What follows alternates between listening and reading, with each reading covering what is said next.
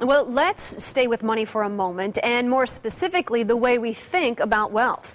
Most of the country probably thinks we're still in a recession, but here are a few facts that might be surprising to you. Did you know the number of U.S. households worth at least $1 million rose by about 16% to 7.8 million in 2009 and grew by another 8% in 2010? That's according to a report by the Spectrum Group. So how are the rich getting richer in these tough times while the middle class remain gripped in fear?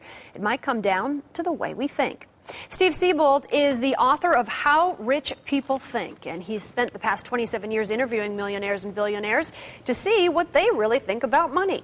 And he joins us now with what he's learned. Nice to see you. Good to see you. Well, so this is really an interesting book.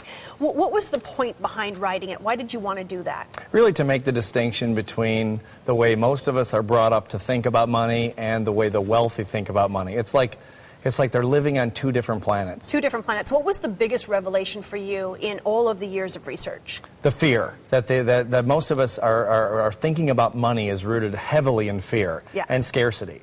And so, and also contempt.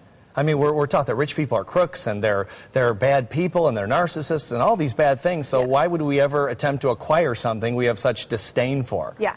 Let's go through some of these quotes that you have, because one of them is that quote that you just said: middle class believe rich people are crooks. World class believe rich people are ambitious.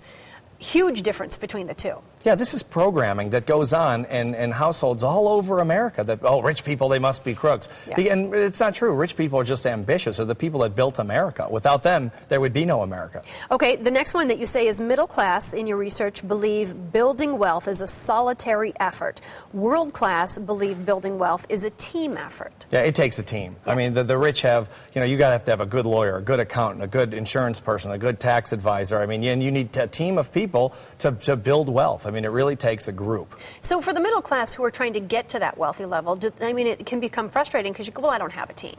But really, at the end of the day, you don't need the very best of everybody. You just need those people around you that you trust. Yeah, exactly. You get people around you to trust, and you start where everyone starts, at the bottom, in the beginning. Yeah. Right? And you work your way up just a little bit at a time. That's the American dream. Yeah, it's all on a bar napkin, right? Sure. Okay, middle class believes in working for money. World class believes in working for fulfillment. That's a huge difference. It really is, because we're taught, like even in college, I don't know about you, but I was always taught, go where the money is, work for, get a job and save your money and all those things. Mm-hmm. And really, the wealthy do what they love to do, and they find a way to monetize it. It's one of their greatest secrets, because when they go to work, they don't really ever go to work, because it's all fun, it's all fulfilling to them. Not all of it, but a lot of it. But a lot of it. People say if you start with your passion, success will follow, and that's really what they're doing here. They're saying, hey, I have an idea, and I think I could build this. It's one of their secrets. And people think, I've been called a workaholic my whole adult life. My friends say, oh, you work all the time. I haven't worked in so many, I don't even know what work feels like anymore. Yeah. But I do what I do because I love it, and the money follows, of course. So middle class believes their thinking is unrelated to their wealth, and world class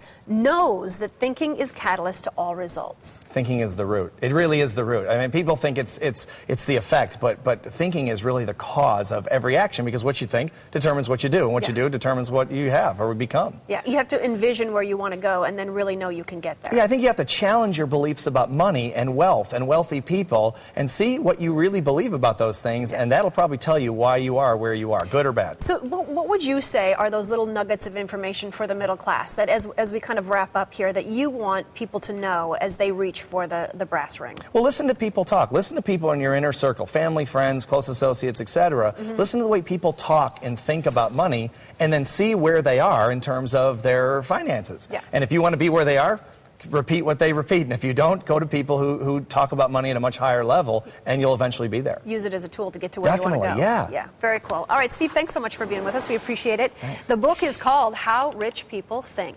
Hey, we've linked all this information on our Smart Family website. Just go to abc15.com. You'll find us under the Lifestyle tab at the top of the page.